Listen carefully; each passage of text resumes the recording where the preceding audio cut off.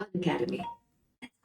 नमस्कार दोस्तों, पिछले साल आपको याद होगा 12 फरवरी 2022 के दिन मिनिस्ट्री ऑफ डिफेंस के द्वारा new space research and technology करके एक बेंगलोर बेस्ड स्टार्टअप है, इसके साथ में एक एमओयू साइन किया गया था, जिसके तहत new space research and technology Bharat का पहला हाई एल्टीट्यूड सूडो सैटेलाइट जो कि भी सोलर पावर्ड होगा, ये बनाने वाला था।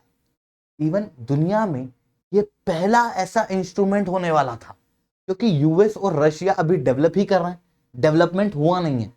ऐसी कंडीशन में भारत पहला देश भी हो सकता था जो हाफ डेवलप करे। रिसेंटली क्या हुआ है कि समीर जोशी जो कि चीफ है इसी new space research and technology करके स्टार्टअप के, इन्होंने बताया कि ये जो हाफ्स है ये 21 घंटे तक आसमान में उड़ा है। यानी कि पहला जो हाफ्स मिनिस्ट्री ऑफ डिफेंस ने new space research and technology को कहा था कि अगले 4 साल में बनाना है, वो महज 1.5 साल में बनके तैयार हो चुका है, उसकी टेस्टिंग शुरू हो चुकी है। दूसरा कि ये सोलर पावर्ड है और ये 21 घंटे तक आसमान में उड़ा है। सर बस 21 घंटे, सिग्निफिकेंस समझना कि ये किस समय 21 घंटे उड़ा है। देखो, सोलर पावर्ड जो हाफ्स होता है ये एक्चुअल में एक अनमेन्ड एरियल व्हीकल है, ड्रोन टाइप से, जो कि सोलर पावर्ड है। इस कारण से दिन में ये सूरज की रोशनी को लेता है और रात में ये इसे यूज करता है। अभी आप समझना कि विंटर सॉलिस्टिस चल रहा है, 22 दिसंबर को सबसे छोटा दिन था, जिसके कारण से सूरज की रोशनी पहले तो डिम है, दूसरा कम समय तक दिन भर में रहती है। उस दौरान में 21 घंटे ये आसमान में उड़ा है। अगला जो टेस्ट होगा वो जून में होगा, 21 जून के दिन।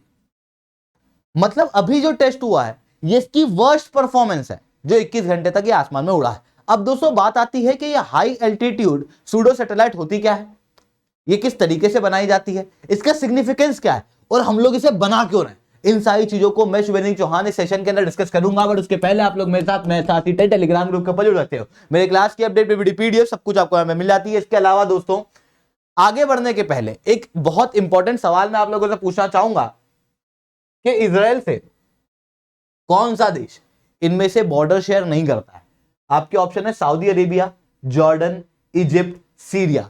सही जवाब आप नीचे कमेंट के अंदर मेरे को दोगे, जो सही जवाब देगा ना उसके कमेंट के ऊपर मैं हार्ट पिन कर दूंगा। इसके अलावा दोस्तों अगर आप लोगों को यूपीएससी सीएससी की तैयारी करना है तो अनअकैडमी के ऑफलाइन सेंटर्स जो है वो खोले जा चुके हैं, करोलबाग के अंदर, मुखर्जी नगर के अंदर, प्रयागराज के सिविल लाइंस के अंदर। अगर आप चाहते हो कि यूपीएससी की तैयारी आप अनअकैडमी में ऑफलाइन करो तो आप अपने आप को इनरोल कर सकते हो। इनरोल करने के लिए नीचे मैंने एक काउंसलिंग फॉर्म दिया हुआ है, उस काउंसलिंग फॉर्म को फिल आउट कर देना, जिसके बाद हमारी टीम आपको रीच आउट कर देगी और आपको पूरी तरीके से गाइडेंस दे देगी कि किस तरीके का ये कोर्स है, ऑफलाइन में आपको क्या क्या मिलेगा, ऑफलाइन के मार्केट में क्या क्या देखना होता है, कौन टीचर आप लोगों को पढ़ाएंगे। मैं बता दूं इंडिया के टॉप एजुकेटर आपको पढ़ा रहे हैं। इकोनॉमी के अंदर विवेक सिंह सर है, पॉलिटी के अंदर सिद्धार्थ अरोड़ा सर है, जिनकी किताबें चलती है मार्केट के अंदर, वो आपको पढ़ाने वाले हैं। नीचे जाओ, एक काउंसलिंग फॉर्म है उसको फिल आउट कर देना। चलिए दोस्तों समझने का प्रयास करते हैं कि यहां पर हुआ क्या।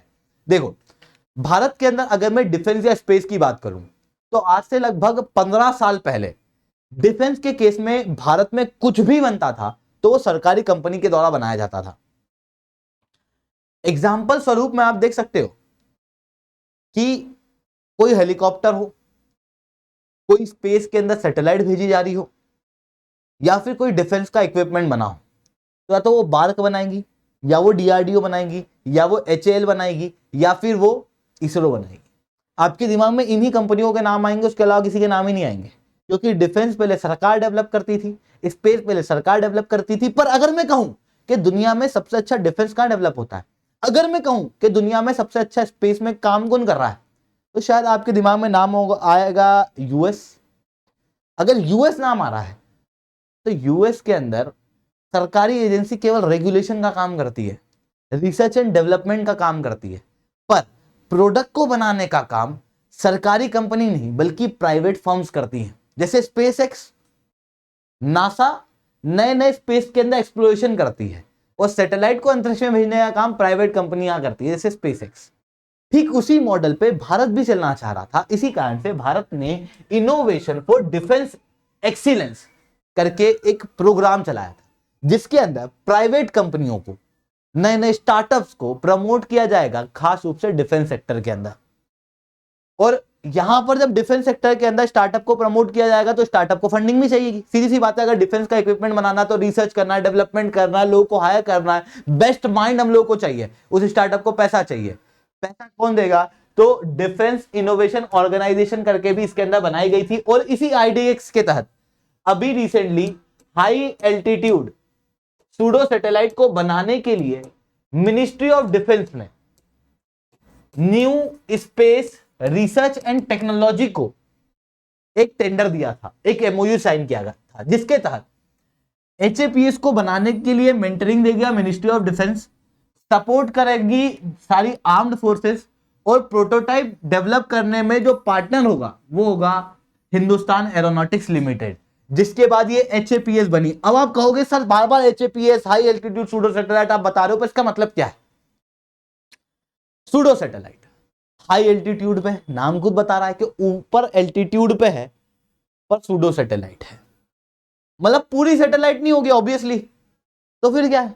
देखो, अगर मैं सैटेलाइट कह रहा हूं तो आपके दिमाग में आ रहा है कि यार धरती के ग्रेविटेशनल फोर्स के थोड़ा सा बाहर जाएंगे, ग्रेविटेशनल फोर्स के तो अंदर ही रहेंगे, सॉरी, धरती के एटमॉस्फेयर से बाहर जाएंगे, एक्सोस्फेयर वगैरह के अंदर, या तो लो अर्थ ऑर्बिट में जाएंगे या जियो स्टेशनरी ऑर्बिट के अंदर जाएंगे। 400 किलोमीटर से तो ऊपर ही होंगे। जियो स्टेशनरी ऑर्बिट के केस में तो 36,000 किलोमीटर हाइट पे जाना पड़ेगा। पर इतनी हाइट पे अगर सैटेलाइट को भेजना है तो खर्चा ज्यादा लगेगा, समय ज्यादा लगेगा, पूरी प्लानिंग प्लॉटिंग करनी पड़ेगी, फ्यूल वगैरह ज्यादा लगेगा। पर किन कामों के लिए इन सैटेलाइट को भेजा जा रहा है? कम्युनिकेशन, इंटरनेट प्रोवाइड करने के लिए। स्पेस में क्यों भेजना है? क्योंकि स्पेस के अंदर टर्बुलेंस नहीं है। पर ऐसा एक रीजन स्ट्रेटोस्फेयर भी तो है।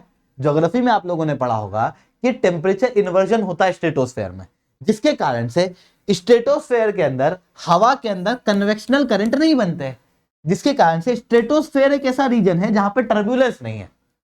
तो क्यों ना हम लोग यहां पर किसी एयरक्राफ्ट को भेज दें, ये सस्ता भी होगा, आराम से भेजा भी जा सकेगा कभी भी, और अच्छे से धरती को ऑब्जर्व भी कर पाएगा, क्लोज है, कभी भी धरती में लाया जा पाएगा। स्पेस के अंदर जो डेब्रीज हैं वो सब नहीं बनेंगी। बहुत बेनिफिट है इसके। तो इसी तरीके का एक अनमेन्ड एरियल व्हीकल यानी कि ड्रोन जो है वो डेवलप किया जा रहा है भारत के अंदर भी। अब आप कहोगे तो ये हवाई जहाज से कैसे अलग है? हवाई जहाज भी तो स्ट्रेटोस्फेयर में उड़ता है, ये हाई एल्टीट्यूड पे है, हाई एल्टीट्यूड यहां पर काम करेगा। अगर एयरक्राफ्ट की बात करूं तो एयरक्राफ्ट 21 से 35,000 फीट की हाइट पे उड़ता है, ये एयरक्राफ्ट से थोड़ा ऊपर उड़ेगा, 65,000 फीट की हाइट पे, और ये सोलर पावर्ड है। इसके अंदर इस तरीके के विंग्स लगे होते हैं जो इसको हाई एल्टीट्यूड को मेंटेन करने में मदद करते हैं, जैसे हवाई जहाज को करते हैं उस तरीके से। अब इसका काम क्या है? कम्युनिकेशन टेक्नोलॉजी के अंदर काम आएगा, इंटरनेट प्रोवाइड करने के अंदर काम आएगा, है ना। डिजास्टर के समय पर किसी रीजन के अंदर अगर हम लोग नहीं पहुंच पा रहे हैं तो स्ट्रेटोस्फेयर से, या फिर कहीं पे बहुत तेज बाढ़ आ रही है, कहीं बहुत तेज बारिश हो रही है, तो जितने भी क्लाउड है सब ट्रोपोस्फेयर में। यहां देखो, ये जितना भी क्लाइमेट के अंदर इश्यूज हो रहे हैं ये सब ट्रोपोस्फेयर में। ये जो हवाई जहाज है, ये जो ड्रोन है, ये स्ट्रेटोस्फेयर में उड़ रहा है, मतलब ऊपर है।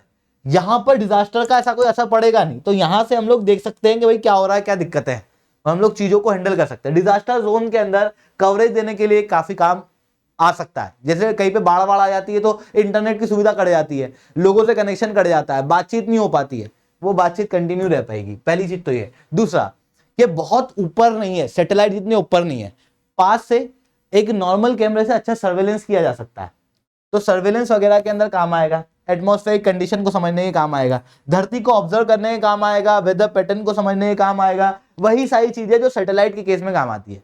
बट इसका एक और बेनिफिट है कि ये सैटेलाइट से थोड़ा नीचे है, हवाई जहाज से थोड़ा ऊपर है, ये दोनों का हाइब्रिड है। तो सैटेलाइट वाले सारे काम तो करेगा ही, पर एयरक्राफ्ट वाले भी काम कर सकता है ये ड्रोन। जैसे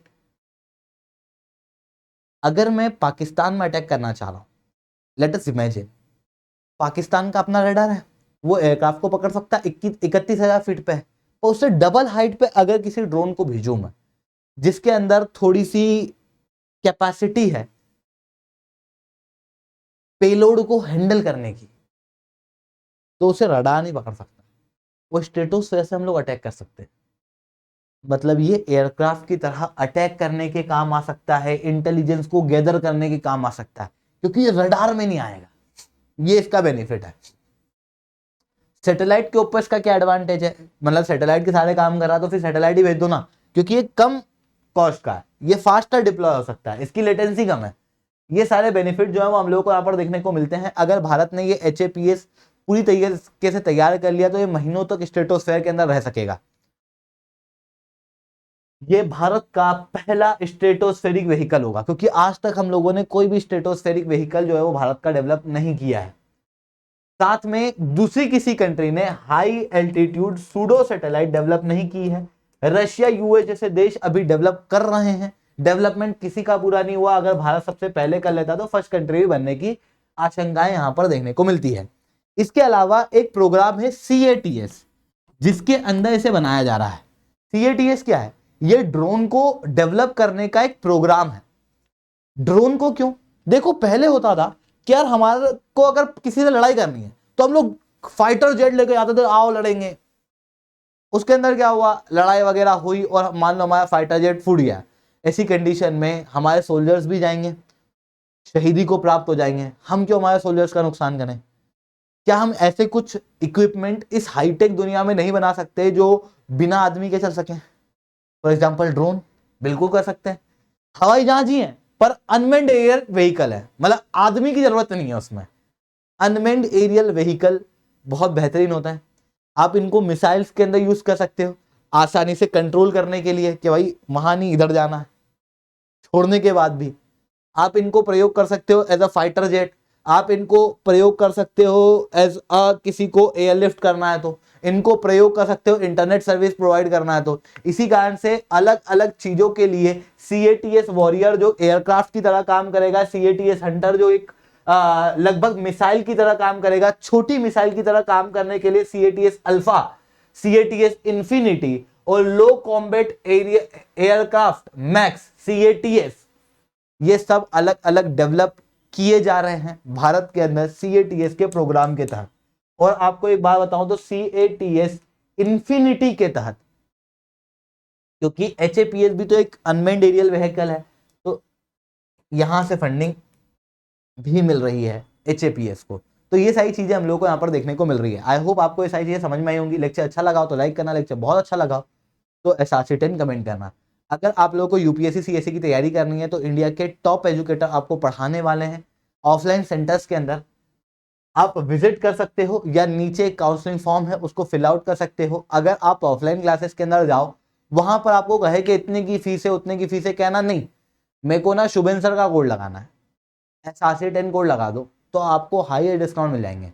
इवन आप UPSC या कोई भी कोर्स लो, वहां पर कह देना SRC10 कोड लगाना है या खुद लगा देना, तो आपको हाईएस्ट डिस्काउंट मिलेंगे 40% तक के। आई होप आपको ये सारी बातें समझ में आई होंगी। लेक्चर अच्छा लगा हो तो लाइक करना, लेक्चर बहुत अच्छा लगा हो तो नीचे SRC10 कमेंट करना। आज के लिए इतना ही दोस्तों, जय हिंद जय भारत।